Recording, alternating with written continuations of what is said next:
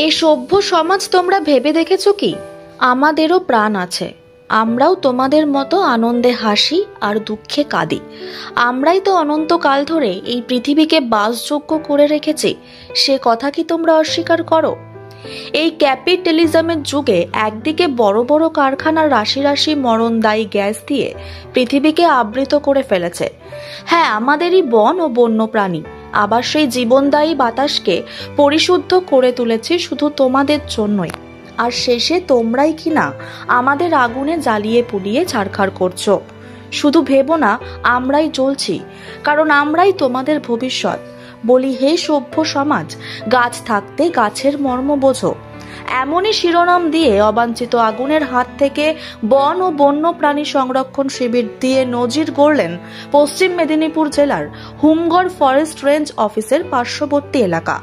সমগ্র সচেতনতামূলক কর্মসূচি বাস্তবায়িত করেন হুমগড় ইউথ কমিউনিটি, ক্ষুদ্র প্রয়াস, ইন্ডিয়ান ওয়ার্কার্স নামক তিনটি প্রকৃতি প্রেমিক স্বেচ্ছাসেবী সংস্থা।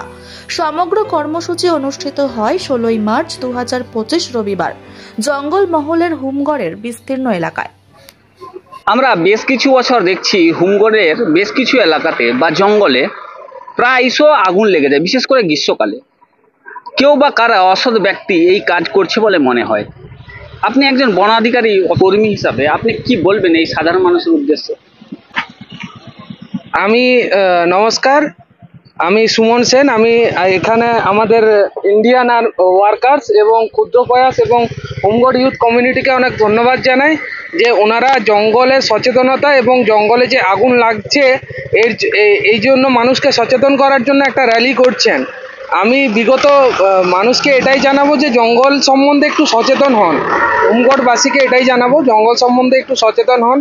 আমরা বনকর্মীরা প্রত্যেকটা সময়ে চারদিকে ঘুরছি এবং দেখছি যে কোথায় কি গাছ কাটা হচ্ছে এবং এমনকি বন্য প্রাণীদের রক্ষার জন্য আমাদের রাত্রের বেলাতেও বেরোতে হচ্ছে সব জায়গাতে। তো আপনারাও নিজেদের মধ্যে একটু সচেতনতা আনুন।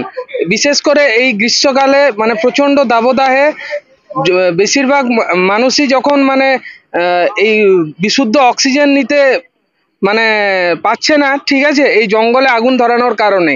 আপনারা একটু সচেতন হন জঙ্গল সম্বন্ধে, এটাই আমি জানাবো।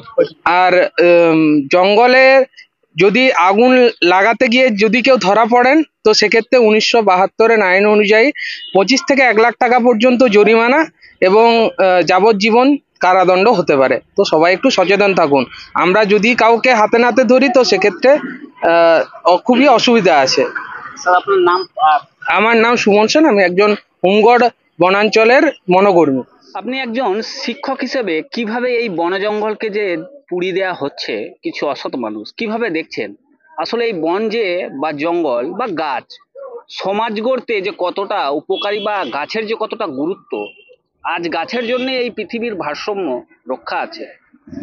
বাস্তুতন্ত্রের মধ্যে একটা মেলবন্ধন, কিন্তু সেই গাছকে আজকে কিছু তুচ্ছ মানুষ আজ জঙ্গল পুড়িয়ে দিচ্ছে। কি বলবেন এই বিষয়টাকে, কিভাবে দেখছেন?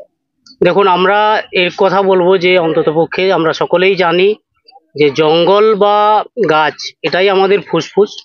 আমরা যেটা নিয়ে বেঁচে থাকি। সারা বিশ্বব্যাপী যে পরিমাণে লোকালয় বাড়ছে, জনবসতি বাড়ছে, সেই দিন দিন কিন্তু জঙ্গলের পরিমাণ কমে যাচ্ছে, গাছের পরিমাণ কমছে। তাই মানুষের কাছে আমি শিক্ষক হিসাবে একজন আবেদন রাখবো যে আরও বেশি বেশি করে সকলকেই গাছ লাগানোর জন্য, এবং এই যে গাছ যেগুলো আছে বা যে জঙ্গল আছে সেই জঙ্গলকে রক্ষা করার আমি আবেদন জানাবো। আর আজকের আমাদের যে কর্মসূচি, সেই কর্মসূচির অঙ্গ হিসাবে সকলের কাছে আমরা করজোড়ে একটা আবেদন জানাতে চাই যে জঙ্গলে আগুন না লাগানোর জন্য। কেননা জঙ্গলে আগুন লাগালে যেমন গাছের ক্ষতি হয়, অনেক দুষ্প্রাপ্য গাছ মরে যায়, নষ্ট হয়ে যায়, বিলুপ্ত হয়ে যায়। শুধুমাত্র গাছ নয়, জঙ্গলে অনেক বন্য প্রাণী থাকে যেগুলো আমাদের পরিবেশের ভারসাম্য রাখে, বাস্তুতন্ত্রের ভারসাম্য রক্ষা করে।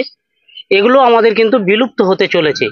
এই মানব জাতি যে বিভিন্ন বিবর্তনের মাধ্যমে আমরা আজকে এসে পৌঁছেছি, এই বিভিন্ন জাতির ভারসাম্যের প্রয়োজন আছে, এটা আমরা জানি। আমরা তাই সকলের কাছেই আবেদন করব যে জঙ্গলে আগুন না লাগিয়ে বাস্তুতন্ত্রের ভারসাম্য যাতে রক্ষা হয়, বাস্তুতন্ত্র ঠিকঠাক থাকে এবং আমাদের প্রয়োজনীয় যে অক্সিজেন এবং আমাদের দূষিত কার্বন ডাইঅক্সাইড টেনে নেওয়ার জন্য গাছদের দরকার, সেটার যত্ন করব, গাছকে রক্ষা করব, বনকে রক্ষা করব, এই আবেদন আমি সকলের কাছেই রাখবো। আপনার নাম করে? আমার নাম বিবেকানন্দ পাল, আমি বগরিডি প্রাথমিক বিদ্যালয়ের প্রধান শিক্ষক।